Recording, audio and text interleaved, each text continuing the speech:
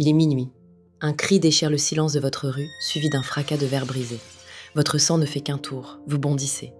Mais en arrivant à la fenêtre, vous voyez des lumières s'allumer chez les voisins, des silhouettes qui observent, puis les lumières s'éteignent, les unes après les autres. Alors, vous faites la chose la plus illogique du monde. Vous retournez vous coucher. Vous vous dites, si c'était grave, quelqu'un aurait déjà crié ou la police serait déjà là. Vous venez de transformer un appel à l'aide en une simple nuisance sonore, parce que vous avez eu plus peur du jugement de vos voisins que de la mort d'un inconnu. C'est ce qu'on appelle l'effet du témoin.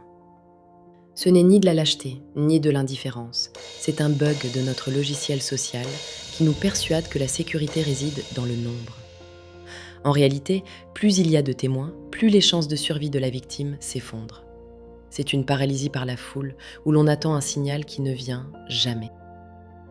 Dans votre cerveau, c'est le court-circuit total. L'ignorance pluraliste. Vous doutez en silence, mais comme personne ne bouge, vous concluez que vous surréagissez. Vous calquez votre calme sur celui des autres, ignorant qu'ils sont aussi terrifiés que vous. La diffusion de responsabilité.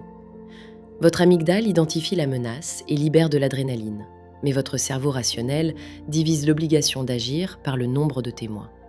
Si vous êtes 50, vous ne vous sentez responsable qu'à 2%. C'est le même mécanisme que la peur du jugement. On s'auto-censure par peur que nos doutes ne soient confirmés par le groupe. On préfère se sentir comme un imposteur silencieux plutôt que de briser le consensus social. Le vrai coup, c'est l'érosion de votre propre courage. Chaque fois que vous restez passif, vous renforcez un sentiment d'impuissance et de honte.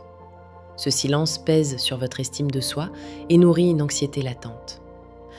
On finit par vivre dans une société de spectateurs, où l'on espère être sauvé sans jamais oser sauver personne, sacrifiant notre authenticité sur l'autel de la conformité.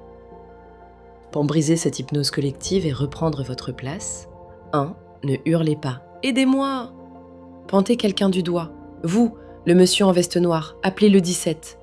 En isolant une personne, vous lui redonnez 100% de sa responsabilité. 2. L'audit des faits.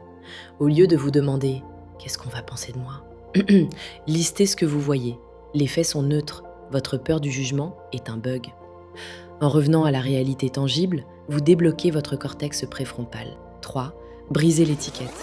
Acceptez d'avoir l'air ridicule. Il vaut mieux être celui qui a appelé pour rien que celui qui a éteint la lumière alors qu'on tuait quelqu'un en bas.